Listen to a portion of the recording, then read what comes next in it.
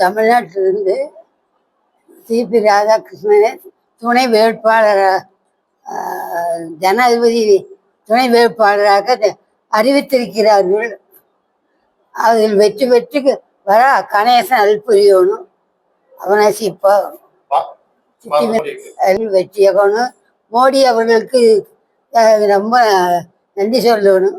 அவர் ஜனதா கட்சியில் பாடுபட்டிருக்கு.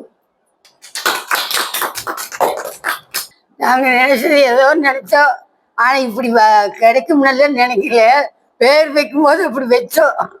சிபி ராதாகிருஷ்ணங்கிற பெயர் டாக்டர் ஜனாதிபதி ராதாகிருஷ்ணனுங்கிற பேர் நினைச்சுதான் வச்சோம்.